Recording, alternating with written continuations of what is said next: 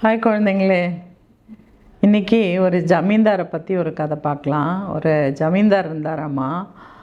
அவர் கொஞ்சம் முன்கோபக்காரர். அது மட்டும் இல்லை, அவருக்கு கொஞ்சம் மாரடைப்பு இருக்குது. அதனால் அதிர்ச்சியான விஷயம் எதையும் அவர்கிட்ட சொல்லக்கூடாது அப்படின்னு சொல்லி அவரோட வேலையாட்கள்கிட்டலாம் சொல்லி வச்சுருக்காங்க. ஆனால் ஒரு புதுசாக ஒரு வேலையால் சேர்ந்துருக்கான். இவர் வெளியூர் போயிருக்காரு. ஸோ வெளியூரில் இவர் தங்கியிருக்காரு. இந்த புது வேலையால் அவரை பார்க்குறக்கு அனுப்புகிறாங்க. இப்போ இங்கே ஆல்ரெடி இருக்கிற வேலையாட்கள்.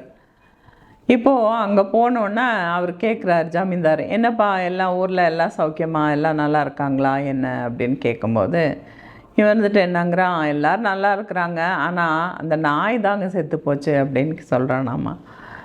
ஏப்பா நாய் செத்து போச்சு அப்படின்னு கேட்டதுக்கு, அதுங்க இந்த குதிரை மாமிசத்தை சாப்பிட்ருச்சு, அதனால செத்து போச்சு அப்படின்னு சொல்கிறானாம்மா.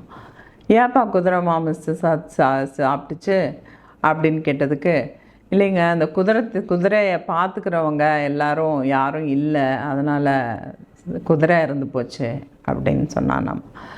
என்னாச்சு, குதிரையை பார்த்துக்கிறவங்களுக்கு என்னாச்சு அப்படின்றதுக்கு, சமையல்காரங்க எல்லோரும் இறந்துட்டாங்க, அதனால் யாரும் அவங்களுக்கு சமைச்சு கொடுக்குற கால் இல்லாமல் அவங்க இல்லாமல் போயிட்டாங்க அப்படின்னானாம்மா. என்னப்பா சமையல்காரங்களுக்கு என்னாச்சு அப்படின்னு கேட்டதுக்கு, இல்லை மொத்த வீடே தீப்பிடிச்சு எரிஞ்சிருச்சுங்க அப்படின்னு சொன்னானாம்மா.